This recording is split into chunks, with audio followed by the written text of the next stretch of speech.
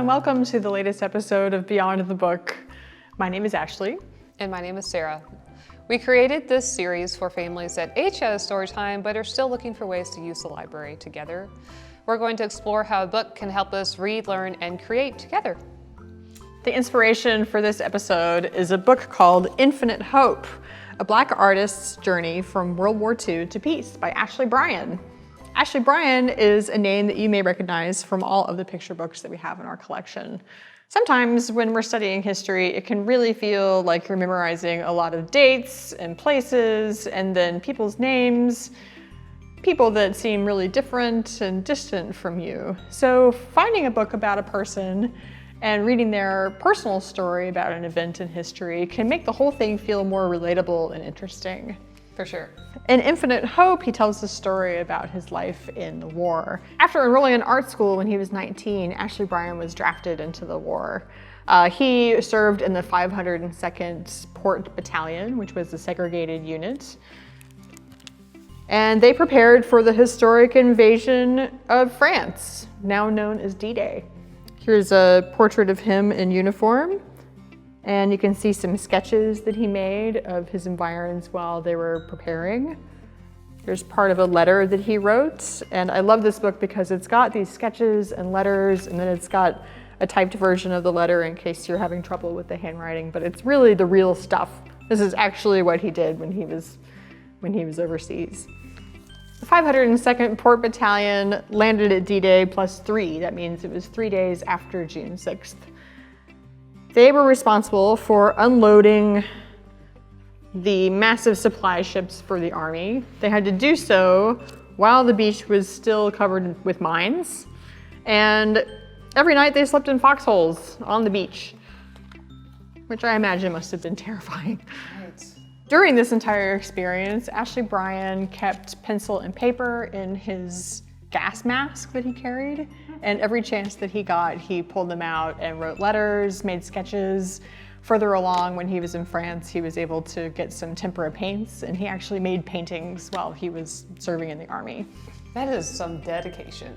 And it's really just, I know, and it's really just this amazing firsthand account of what it was like to be in France after D-Day. I love how his story just really, after reading it, I felt more connected to what he's already made. Mm-hmm. Plus it's about his journey of being an artist, so what he started out as and then what he ended up being. It just makes me more connected to his story and what he's done. Me too. It's really a story about how art sustained him while he was serving in a segregated unit. It's a very unique experience. And his letters are a time capsule, really, into that time period. Your grandparents or great-grandparents might have written some letters from the war. My grandpa was in the army and went over D-Day +54. We have all of his letters that he wrote to his wife and to some members of his family, and it's just fascinating to read them and learn a little bit about what my grandpa was like when he was in his 20s. That is such a precious artifact for your family to look through. It really is. You know, there's a way that you can preserve your story too, because we all have a unique story to tell, and that's through journaling. And journaling doesn't have to be just writing, although if you are a writer, a great way to start is just write about your day-to-day life. What's going on right now in your life, no matter how ordinary it might seem. Maybe you're gonna just reflect and just calmly go through your thoughts and reflect on what's going on right now. But if you're not a writer, maybe drawing or doodling is more your thing, like Ashley Bryan. We have some really good books that illustrate what it could look like to doodle or draw. And don't worry about how amazing these drawings are. Your drawings don't have to look this amazing. But it just gives an idea for what an art journal could look like. Also in your journal, you could include tangible objects, maybe a concert ticket, or a movie ticket, or a postcard. And don't forget all those photos that are stuck on your phone. Maybe print them out every once in a while, something really memorable that you've been through, and print one out and stick it in your journal pages, because I promise you, when you look at those pages, that memory will really come alive when you look at it. Plus, you never know when you're going to accidentally drop your phone and lose all of your photos. True. It happened to me. It happens to the best of us. So a journal is going to be a capture in your life right now. And I know it's hard to imagine, but imagine you sitting down with your grandchildren years from now and looking through those journal pages. Your life right now will not seem so ordinary. It will seem like an adventure. You may have been able to look through some of the scrapbooks or photo albums made by your grandparents or parents and seen some great old black and white photos, or maybe even some yellowed newspaper clippings. Saving a news story from today is another really interesting thing to put into your journal.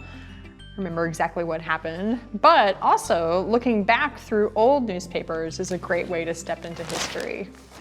Like this one. If you visit our website, thelibrary.org, and then select Research, find newspapers.com.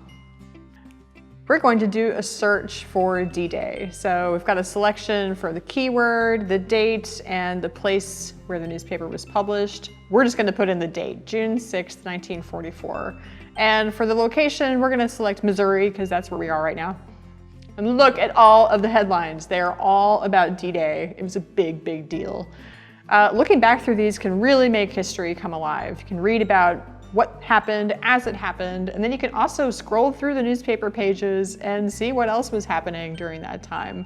Look at some old advertisements, find out how much it costs to get a pair of shoes. Right, because a lot has happened A in 80 years. lot has changed in the past 80 years, and looking at old newspapers can just be really interesting. For sure. So if you are interested in doing some journaling, we have a really easy way for you to make your own journal. And it really just comes down to just a couple pieces of paper that you can fold in half, maybe a colored piece of paper to make the cover. I just punched some holes here and threaded it with some thread. And there you have it. It doesn't have to take a lot of effort to start writing your story. You know, everyone's story is a part of history. You might be assigned a period in history in school right now that maybe you don't find very interesting, but I promise that if you look for a person that was alive during that time that you do think is interesting, you might get inspired about the era. Right. And maybe one day we'll be reading your journal in the history books. You never know. Maybe. Thanks for joining us for this episode of Beyond the Book. We hope to see you next time. Bye.